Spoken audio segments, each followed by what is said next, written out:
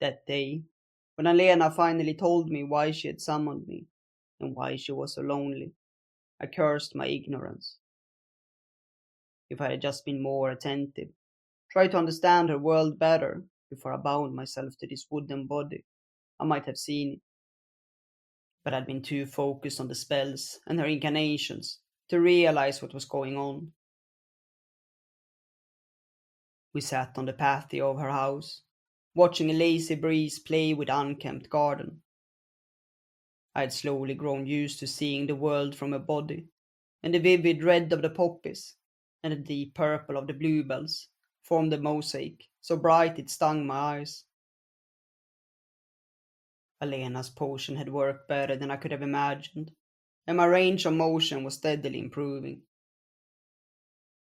I told myself that I would never be able to walk in this world, but over the weeks, I'd come to wonder if maybe I had been wrong.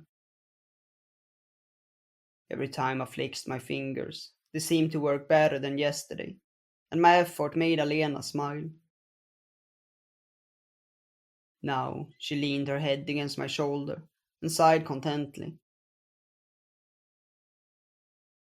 I don't feel so lonely when I'm with you. I glanced at her. She sat with half closed eyes, letting the warm sun dance on her face.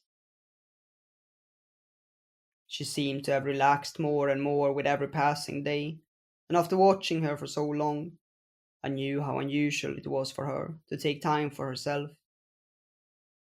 Even so, I was surprised when she continued. Most people think I'm strange, even if they act friendly. There aren't many half elves in this town.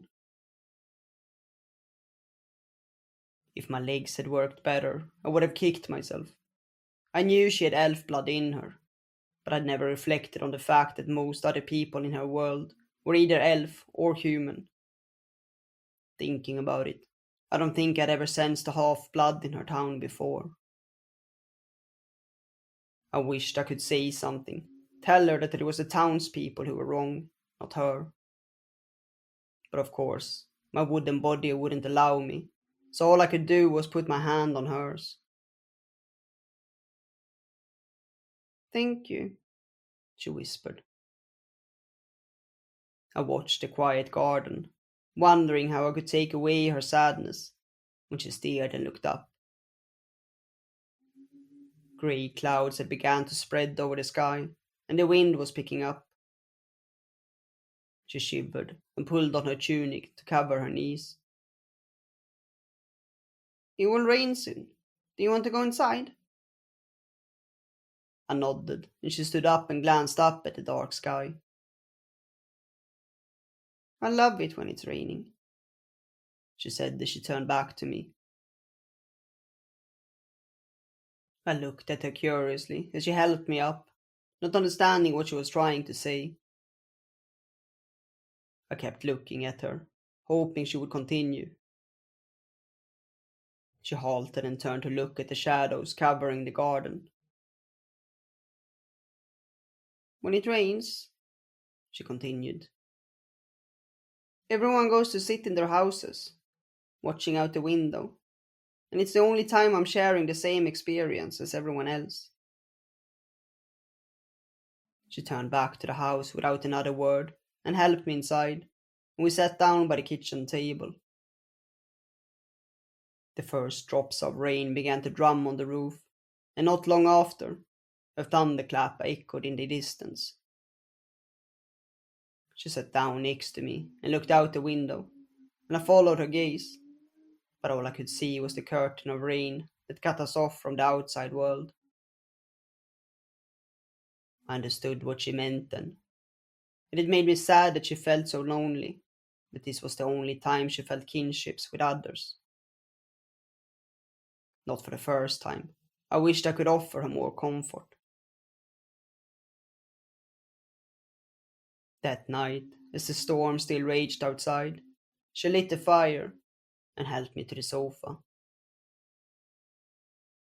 The flames cast their dancing shadows on the walls, and she sat down next to me and hugged herself against the chill. I reached out and took the blanket from the armrest and wrapped it around us. The ease of the movement caught me by surprise, and she looked at me with her stormy eyes and smiled. She rested her head on my shoulder as we listened to the rain drumming against the roof. Even when the warmth from the fire filled the room, she didn't pull away, and as the rain fell harder, she lay down and put her head on my lap. Mia, why did you come? She looked up at me, but the only answer I could offer her was my smile. Even if I could tell her why I had done it, I wasn't sure it would be the right answer.